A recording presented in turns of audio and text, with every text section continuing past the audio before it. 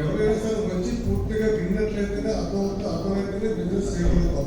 మనం అర్థం కాకుండా 50-50 విన్నాం అనుకోండి, మనం ఎవరైనా చెప్తే వాళ్ళ దగ్గర క్వశ్చన్ చేస్తే ఆన్సర్ ఉంటుంది. కాబట్టి 90% మనం వినడానికి ప్రాధాన్యత ఇవ్వాలి. విన్న తర్వాత ఏదైతే మనకు తెలియని విషయాన్ని మన సీనియర్ దగ్గర తెలుసుకొని మన దగ్గర వెళ్ళగలగాలి. మనకు తెలియని విషయాలు ఎవరు పక్క వాళ్ళు అయితే పూర్తిగా తెలియదు, వాళ్ళు పూర్తిగా ఇన్ఫర్మేషన్ ఇవ్వరు. అంచేత మీలో ఉన్న వాళ్ళందరూ కూడా వీలైనంత వరకు మీటింగ్ లో కూర్చోవాలి, సీనియర్ చెప్తే వినాలి, జూమ్ మీటింగ్ వినాలి.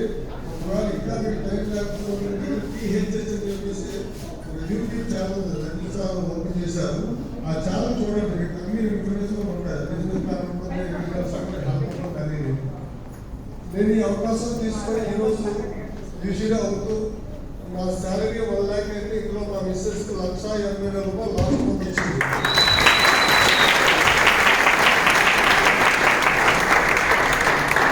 నేను ఒకప్పుడు టైం లేదు, టైం సాధన డిపార్ట్మెంట్లో వర్క్ చేస్తున్నా, ఎక్కడ ఖాళీ ఉంటుంది అనే వ్యక్తిని మరి ఈ రోజు నా మైండ్ సెట్ మార్చుకున్నాను. కాబట్టి ఈ రోజు ప్రతి మీటింగ్ కూడా రాగలుగుతున్నాను. అంటే మన అడ్జస్ట్మెంట్ చేసుకోవడానికి అవకాశం ఉంటుంది మైండ్ సెట్ మారినట్లయితే. అలాగే మ్యాక్సిమం మీరందరూ కూడా మీ తాలూకా ఆలోచన విధానం మార్చుకున్నట్లయితే 100% మనకు టైం దొరుకుతుంది. 100% కూడా మనం చేయడానికి